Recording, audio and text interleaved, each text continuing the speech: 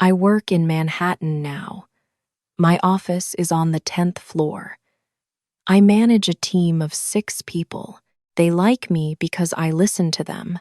I help them when they need help. I smile every morning and say hello. People think I am kind. They think I am good. But I know the truth. I was not always good. I was a monster back in Cleveland, Ohio. That was 10 years ago.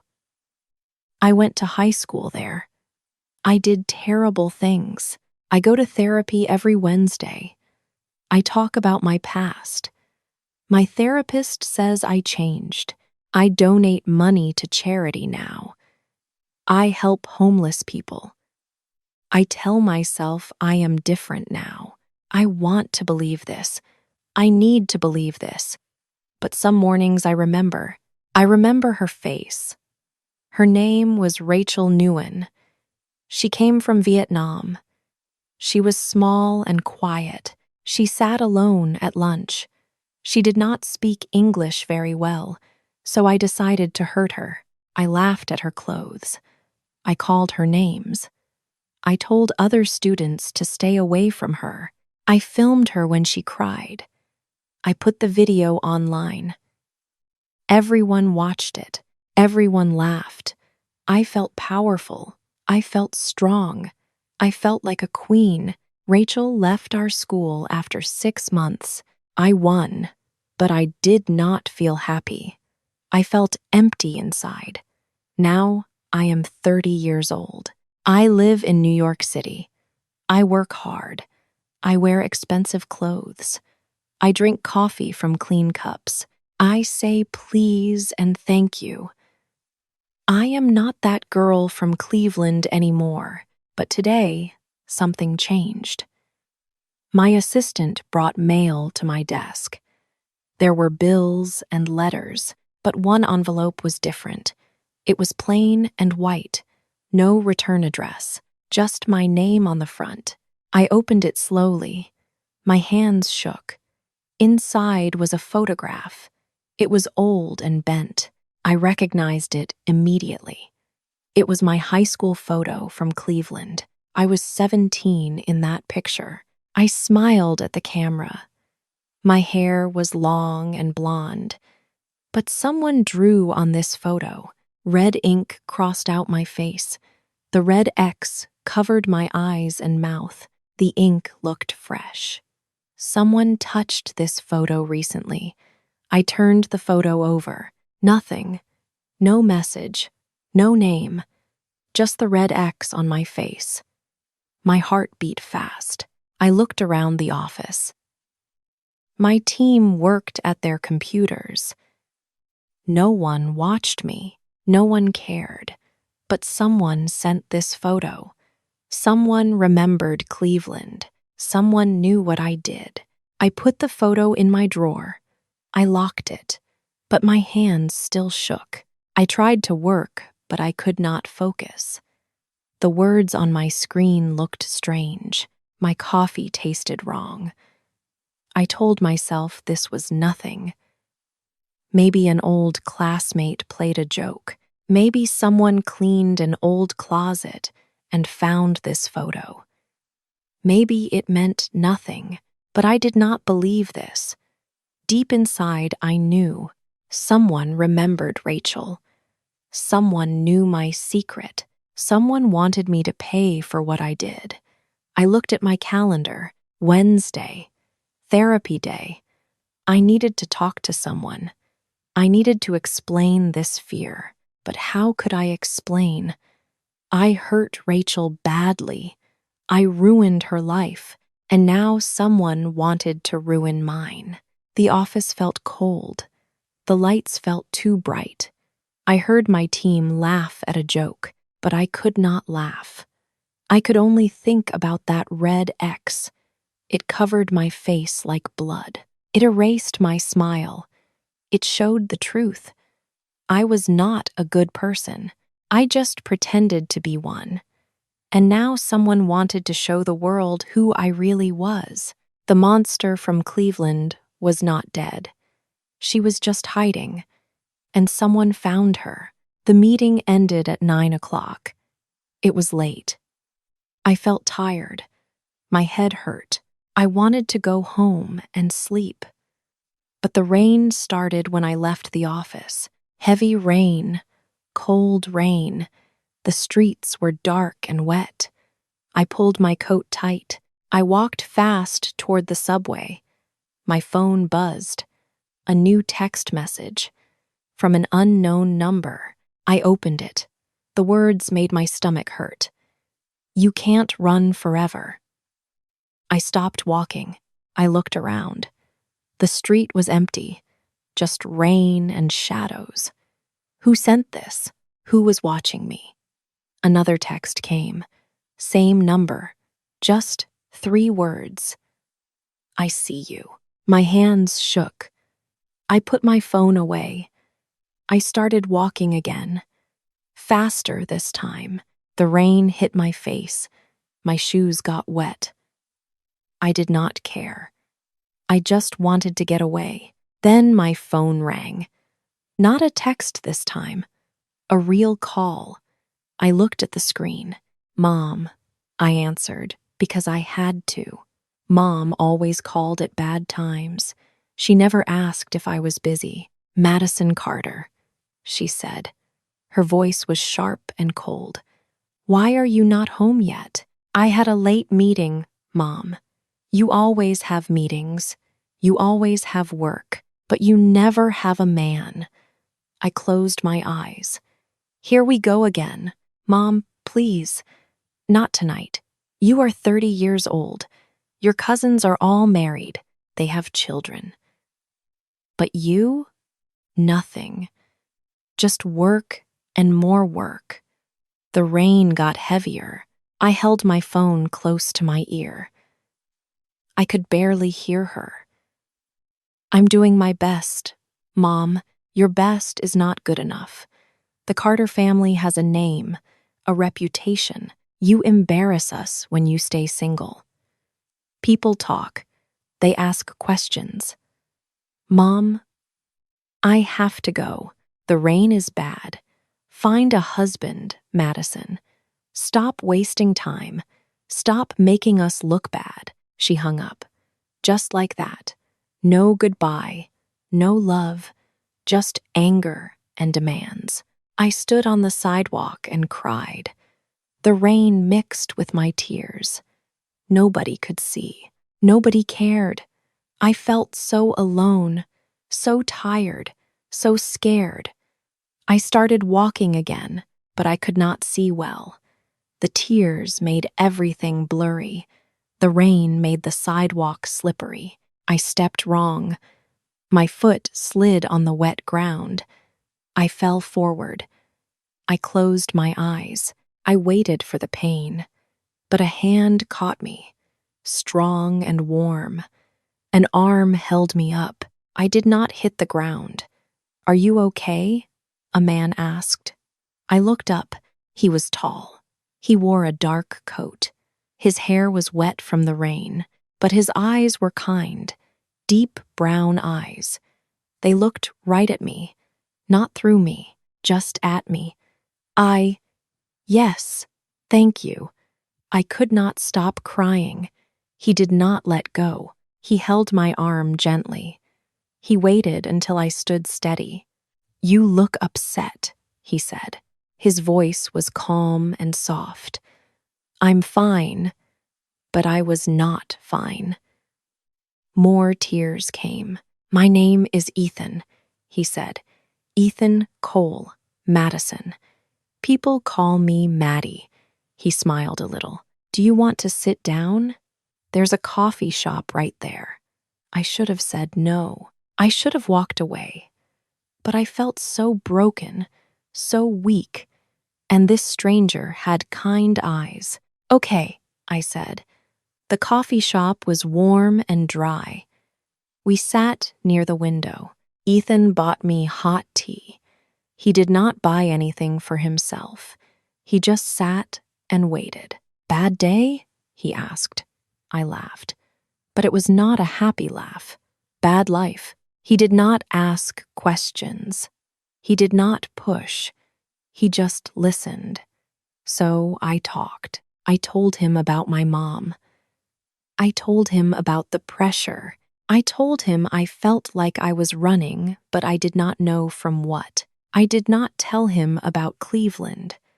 I did not tell him about Rachel. Some secrets were too dark.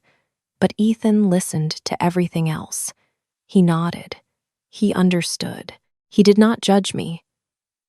"I'm sorry," I said. "You don't know me. I should not talk like this. It's okay," Ethan said. He looked at me with those deep eyes. Everyone carries heavy things. Everyone needs help sometimes. "I did bad things before," I said. I don't know why I said this. Maybe I wanted to scare him away. Maybe I wanted to test him. But Ethan did not look scared. He did not look angry. He just looked at me and said the words I needed to hear. "I believe in second chances. I believe you can start over." Nobody ever said this to me before. Not my therapist, not my mom, not anyone. "You mean that?" I asked. "Yes. Everyone deserves a chance to change. Even you," I cried again. But this time, the tears felt different. Warm. Like hope. Ethan gave me his napkin. He did not look away. He stayed. And for the first time in years, I felt like maybe I could breathe again. Ethan called me the next day, and the day after that, and the day after that. We met for coffee. We walked in parks. We talked for hours. He became my anchor, my safe place. When work stressed me, I called him. When my mom called and yelled, Ethan listened. He did not judge me. He did not ask hard questions. He just stayed. Ethan took me to small restaurants, quiet places, places where nobody knew us. We sat in dark corners. We ate good food. We laughed. I forgot about the anonymous texts. I forgot about the red X on my photo. Sometimes panic hit me hard. My heart beat too fast. I could not breathe. My hands shook. But Ethan knew what to do. He held my hand. He said calm words. He waited until the fear passed. "You're safe," he always said. "I'm here." And I believed him. I felt safe with Ethan. For the first time in years, I felt okay. 4 months passed quickly. Ethan and I spent every free moment together. He met my friends. They liked him. My mom met him once. She smiled. She approved. She stopped calling me a disappointment. Then, one night, Ethan took me to a rooftop. It was a tall building in Brooklyn. We could see the bridge. The lights looked beautiful. The air was warm and soft. "Maddie," Ethan said. He held my hands. His eyes looked serious. "Yes?" He got down on one knee. My heart stopped. I could not breathe. But this time it was not panic. It was hope. "Will you marry me?" Ethan asked. He showed me a ring. It was simple and gold. A small diamond. Perfect. I said yes immediately. I did not think. I did not wait. I just said yes. Because if a man this good loved me, it meant something. It meant I changed. It meant I was good now. It meant I deserved happiness. Ethan put the ring on my finger. He kissed me. I cried happy tears. The bridge lights shined behind us. Everything felt perfect, like a movie, like a dream. We started planning the wedding right away. I wanted everything perfect. I chose a venue on Long Island, a luxury place. White walls, beautiful gardens, ocean views. It cost a fortune. I did not care. I spent all my savings. I used credit cards. I borrowed money. This wedding meant everything to me. It was not just a party. It was proof. Proof that my past was dead. Proof that I became someone new. Proof that Madison Carter from Cleveland was gone forever. I bought the most expensive dress. White silk, long train, perfect fit. I hired the best photographer. I ordered thousands of white roses. I invited everyone from work. I invited old friends. I invited people I barely knew. I wanted them all to see. I wanted them to witness my happy ending. Ethan let me plan everything. He smiled and agreed with my choices. He said yes to everything. He was perfect, too perfect. But I did not think about this. I only thought about the wedding, about proving I deserved this happiness. The week before the wedding was crazy. So many details, so many calls, so many decisions. I barely slept, but I felt excited. I felt alive. Then, the day before the wedding, I checked my email. Most messages were from vendors, final confirmations, last details. But one email was different. The sender was blank. No name, no address, just empty. The subject line said nothing, just a dash. I opened it. My hands started shaking. The message was short, just one sentence. Enjoy your big day, Maddie. It's expensive, isn't it? My blood turned cold. Who sent this? Who knew about the money? Who was watching me? I looked around my apartment. Everything was quiet. I was alone, but someone out there knew things.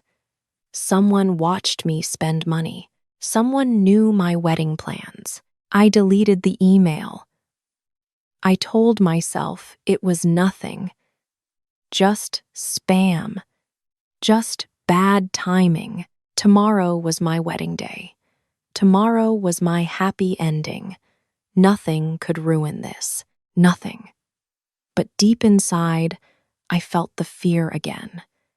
That old fear from Cleveland. The fear that said I could not escape. The fear that said I would always pay for what I did. I closed my laptop. I went to bed, but I did not sleep well that night. The wedding day arrived. The sun shined bright. The sky was blue and clear. Everything looked perfect. The venue was beautiful. White roses covered every table. White fabric hung from the ceiling. The chairs had white silk covers. Everything was clean and new and expensive. My guests arrived early. My boss came. My whole team came. My old friends from college came. My mother wore a pink dress. She smiled at everyone. She looked proud. I stayed in a special room. 2 women helped me get ready. They fixed my hair. They did my makeup. They helped me put on my dress. The dress was perfect. White silk, long train. It cost more than my car, but I looked beautiful. I looked like a bride. I looked like someone who deserved happiness. It's time, someone said. My heart beat fast, but I felt ready. I felt happy. This was my moment, my happy ending. The music started. I walked toward the big doors. They opened slowly. I saw the room full of people. Everyone stood up. Everyone looked at me. I smiled. I walked down the white carpet. Slow steps. I held flowers, white roses. My hands shook a little, but good shaking, happy shaking. I looked toward the altar. I wanted to see Ethan. I wanted to see his smile. I wanted to see him wait for me, but the altar was empty. Ethan was not there. No groom, just empty space. I stopped walking. I looked around. Maybe he stood somewhere else. Maybe I looked at the wrong spot. But no. The groom's place was empty. Ethan was gone. The music stopped suddenly. Just silence. People looked confused. They whispered to each other. My mother stood up. She looked angry. Then the big screen behind the altar turned on. I did not plan this. We had no screen. Where did this come from? The screen showed a video, but not a wedding video, not something nice. It showed me, young me, from Cleveland. I saw myself at 17. I stood in a school hallway. I laughed at someone. The camera moved. It showed Rachel Nguyen. She cried. Her face was red. Tears ran down her cheeks. Then my voice came from the speakers. Young me, cruel me, cry more. Nobody wants you here. Go back to Vietnam. The guests gasped. Some people stood up. My boss looked at me. Her face showed shock. But the video did not stop. It showed more. Text messages appeared on the screen. Messages I sent 10 years ago. Mean words, terrible words. Words I used to hurt Rachel. She's so stupid. Let's make her life hell. This is fun. My stomach hurt. My face burned. Everyone saw this. Everyone knew. But then the video changed. It showed my office, my desk, my voice again. But this was recent. This was now. Sarah is lazy. She does nothing. Tom is an idiot. He should not work here. My boss is useless. I never said these things in public. I only said them to Ethan, in private, in my apartment. But somehow the video had my words. Ethan recorded me. He recorded everything. The screen went black. The room was silent. Nobody moved. Everyone stared at me. My phone buzzed. I looked down. My boss sent me an email. The subject said, "We need to talk." I opened it. My hands shook so hard. The email was short. Madison, we received evidence of fraud. You are suspended. Do not come to the office. My phone buzzed again, and again, and again. Text messages, emails, notifications, everything came at once. My credit card company sent an alert. Your card was declined. My bank sent a message. Your account is flagged for investigation. A vendor called. Miss Carter, your payment failed. You owe us money. Another call, another message, another problem. Everything crashed at the same time. People left the room. My colleagues walked out first. They did not look at me. My boss left. My team left. My friends left. One by one, they all left. My mother walked up to me. Her face was red. Her eyes were cold. You embarrassed us, she said. You destroyed the Carter name. Then she left too. Just walked away. No hug, no help, nothing. I stood alone in my expensive dress. The white roses looked ugly now. The beautiful room felt cold. The silk on my dress felt heavy. Everything I built was gone. My job, my money, my reputation, my wedding, my happy ending, all gone, destroyed in 20 minutes. And Ethan never came. He was never real. This whole thing was a trap. And I walked right into it. I walked back to the bridal suite. My feet hurt. My dress was dirty. The room looked terrible. Flowers were on the floor. Chairs were turned over. Someone broke a mirror. I sat on the floor. I did not care about my dress anymore. I did not care about anything. Everything was over. My life was finished. I heard footsteps. Someone walked into the room. I looked up. I expected my mother. Or maybe security. Someone who wanted me to leave. But it was not my mother. It was her, Rachel Nguyen. She looked different now. Not shy, not small, not broken. She wore a black suit. Her hair was neat. Her face was calm and cold. She looked powerful. "Hello, Maddie," she said. Her voice was strong and clear. I could not speak. I just stared at her. She was here. After all these years, Rachel found me. "You look surprised," Rachel said. She walked closer. She was not afraid of me anymore. "Rachel," I finally said. My voice was weak and small. "Yes, it's me. Did you think I forgot you? Did you think I moved on?" I shook my head. "I'm sorry. I was terrible to you. I know that now." Rachel laughed. But it was not a happy laugh. It was cold and mean. "Sorry? You are sorry now? After 10 years? After you destroyed my life? I changed. I'm not that person anymore." "No," Rachel said. "You just hid that person." But she was always there, inside you.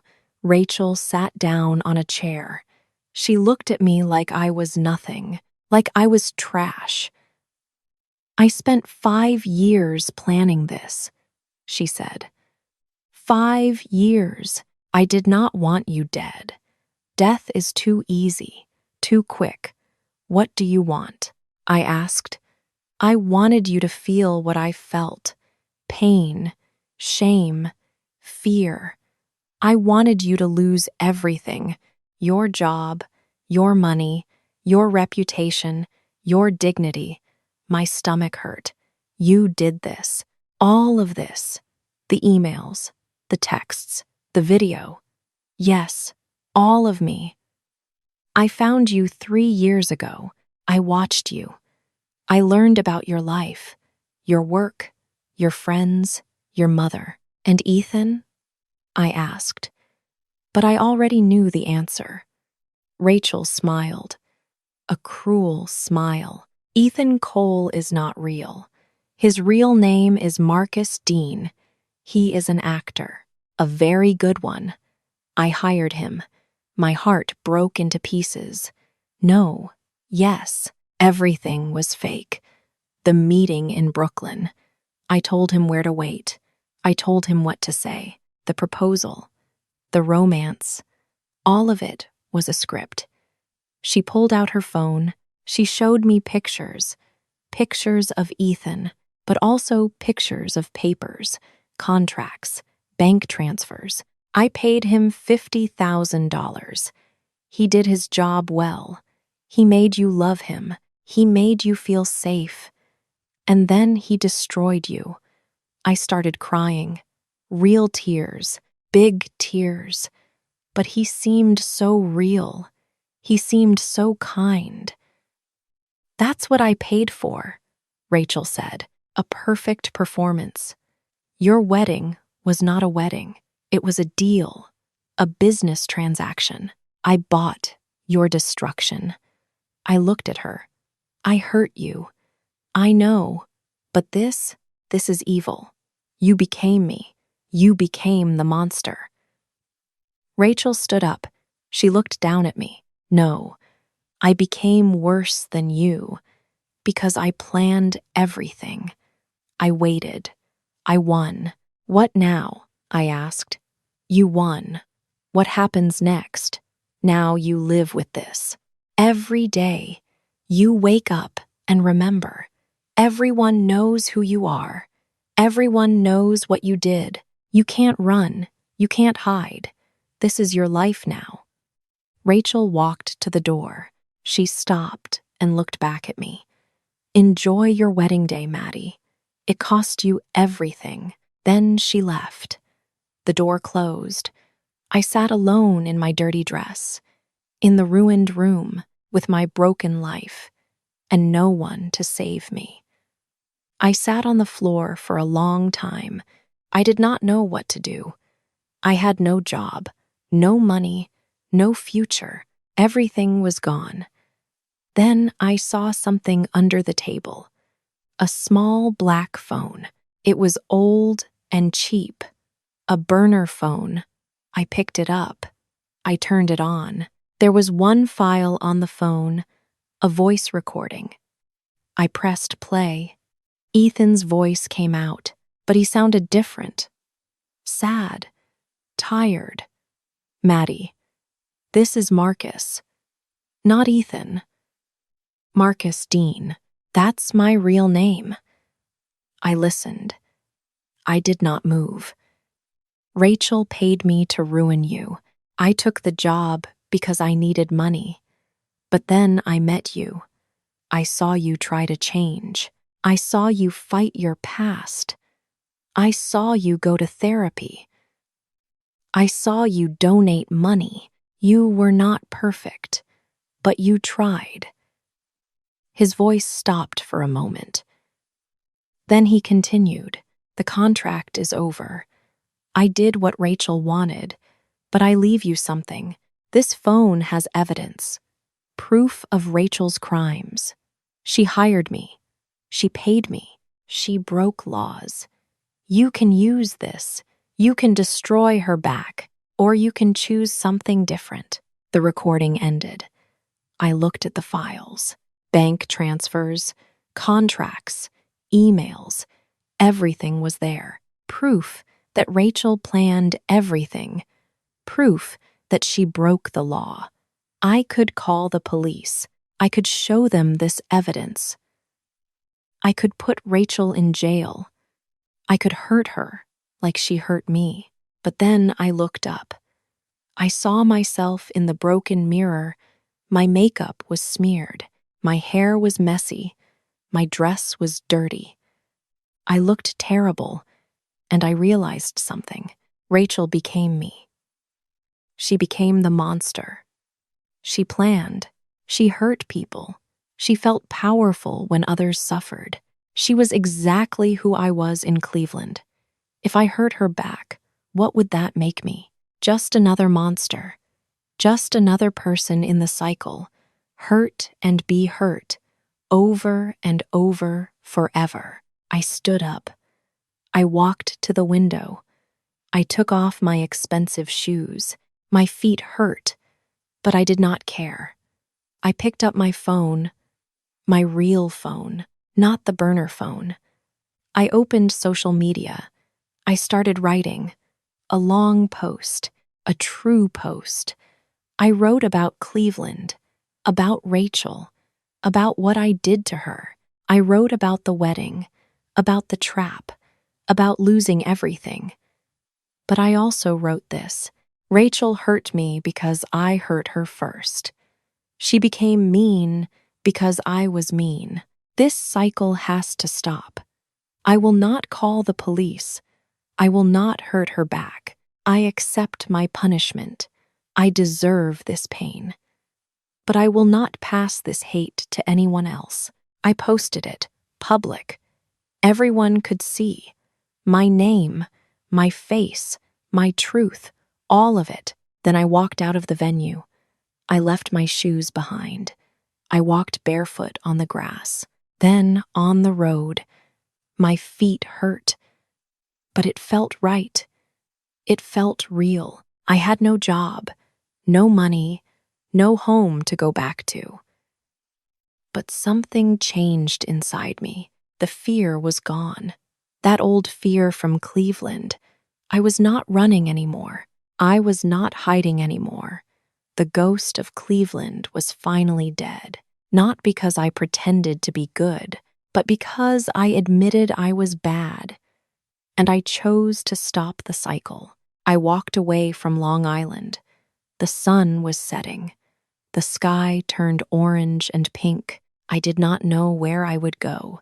I did not know what would happen next.